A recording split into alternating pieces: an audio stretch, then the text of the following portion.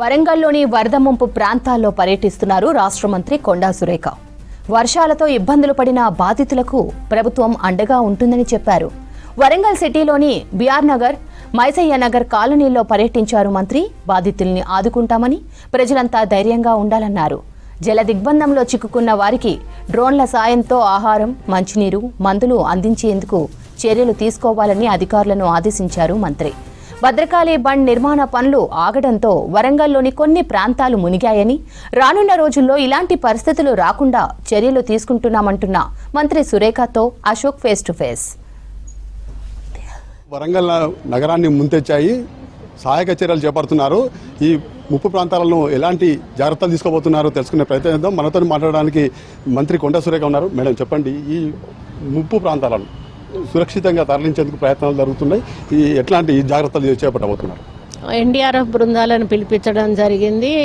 అదేవిధంగా లోకల్గా ఉన్నటువంటి వ్యక్తులను కూడా మేము అందులో ఇన్వాల్వ్ చేయడం జరుగుతుంది.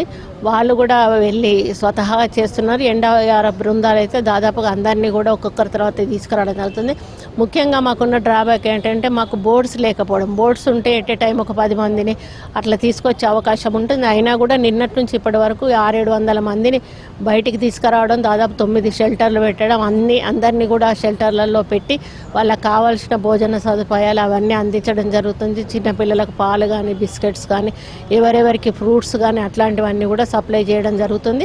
ఈవెన్ బయటకు రాని వాళ్లకు కూడా అక్కడ వాళ్ళకి ఏం అవసరం ఉందో డ్రోన్ సహాయంతో, లేకపోతే వేరే వెళ్ళే వాళ్ళ సహాయంతో కొంత ఫుడ్ ఫెసిలిటీస్ అవన్నీ కూడా ఇవ్వడం జరుగుతుంది. కాబట్టి లోపల ఉన్న వాళ్ళకు కూడా ఏమి ఇబ్బంది లేదు. వాళ్ళు మిద్దెల మీద ఎక్కి కూర్చున్నారు. కానీ బయటికి వస్తే మనకు కూడా కొంచెం భయం ఉండకుండా ఉంటుంది. మళ్ళీ కానీ వర్షం అందుకుంది అనుకోండి, మళ్ళీ వాళ్ళు డేంజర్లో పడే అవకాశం ఉంటుంది. అందుకని మేము రిక్వెస్ట్ చేస్తున్నాము. అందుకే స్కూల్స్కు కూడా ఇవాళ రేపు హాలిడేస్ ఇచ్చాము. పబ్లిక్ను కూడా బయట తిరగొద్దని చెప్తున్నాము. ఎవరైతే వరదల్లో చిక్కుకున్న వాళ్ళు ఉన్నారో కొంతమంది మొండికేస్తున్నారు, మేము రామని, వాళ్ళని కూడా బలవంతంగా బయటికి తీసుకురావడం జరుగుతుంది. ఇప్పుడు మొత్తం వరంగల్ చుట్టూ మొత్తం వరద చుట్టుకోపోయి ఉంది. భవిష్యత్తులో ఇట్లాంటి జరగకుండా ఏమైనా చర్యలు? 100% ఉంది. దీని మీద స్టడీ చేస్తాము, ఎందుకు ఇట్లా జరిగింది అనేది చేసి దాని మీద ఒక రిపోర్ట్ అనేది తప్పకుండా తీసుకోవాల్సిన అవసరం ఉన్నది. తీసుకొని ముఖ్యమంత్రి గారితో చర్చించి ఇక ముందు ఇట్లాంటి వరదలు వచ్చినప్పుడు ఇటువంటి ఇబ్బంది జరగకుండా చర్యలు చేపట్టవలసిన బాధ్యత మా మీద ఉంది. మేడం, ఈ వరంగల్ నగరం మొత్తం బురద ప్రాంతాల్లో ఉంది కదా, వాటిని ఎట్లా జాగ్రత్తలు చేపట్టాలి?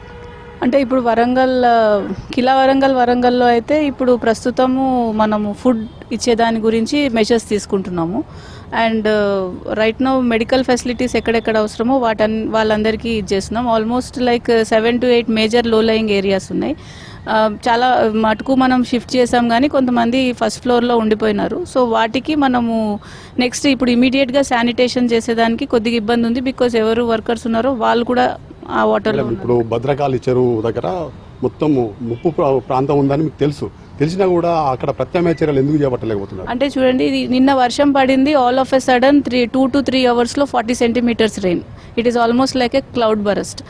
అది కాకుండా ఇప్పుడు ఇలాంటి వర్షము వరంగల్లో మనము అబ్జర్వ్ చేసింది చాలా రేర్ సర్కమ్స్టెన్సెస్లో. Normal drizzling kind of rain and moderate kind of రెయిన్ని మనం తట్టుకుంటాము. అపార్ట్ ఫ్రమ్ దట్ ఇవన్నీ లో లయింగ్ ఏరియాస్ ఏవైతే ఉన్నాయో వాటికి మనము టువర్డ్స్ ద భద్రకాళి ట్యాంక్ లోపలికి వాటర్ వెళ్ళేది. అండ్ దెన్ దాని మీద డిజైన్స్ మన ఇరిగేషన్ డిపార్ట్మెంట్ సైడ్ అవి ఫైనల్ అవుతున్నాయి. So probably by this December we should be on ground. ఇప్పుడు బ్రిడ్జి చూసుకున్నట్టయితే అక్కడ బిల్డింగ్ భవనాలకు అనుమతి ఇచ్చారు. ఇక్కడ వరద వస్తుంది, వరదలో ముప్పు ప్రాంతాలు ఉన్నాయి. వాటిని ఎట్లా సురక్షితంగా చెప్తున్నారు? ఇప్పుడు ఎక్కడైతే మనకి లో లయింగ్ ఏరియాస్ ఉంటాయో లేదా నాలా ఎంక్రోచ్మెంట్స్ ఏవైతే ఉంటాయో వాటి మీద ఒక study already irrigation team 2 to 3 months నుంచి FTL మ్యాపింగ్ దాని మీద మేము పెట్టాము.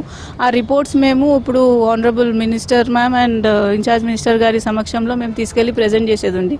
వారి ఆదేశాల మేరకే మేము ఇవన్నీ ఎగ్జామిన్ చేసి రెడీ పెట్టుకున్నాము. ఏదైతే ఎక్స్పాన్షన్ మనం నాలా ఎక్స్పాన్షన్ చేయగలిగి స్టామ్ వాటర్ డ్రైన్స్ ఇవన్నీ చేయగలిగితే ఈ డిస్ట్రిక్ట్లో ఈ ప్రాబ్లం అనేది ఉండదు. Thank you. ఇది పరిస్థితి. నాలాలో ఉన్న ప్రాంతాలలో మొత్తం స్టడీ చేసాము. వాటిని ముప్పు ప్రాంతాలకు గురి కాకుండా చర్యలు చేపట్టేందుకు కూడా అన్ని సిద్ధం చేశాము. త్వరలో ఈ వరద తగ్గిన తర్వాత ఆ కార్యరూపం చేసి మొత్తం వరద ముప్పు ప్రాంతాలకు సురక్షితంగా ఉండే విధంగా ఏర్పాట్లు చేస్తామని కలెక్టర్ చెప్తున్నారు. వీడియో జర్నలిస్ట్ రాజుతో అశోక్ న్యూస్, వరంగల్.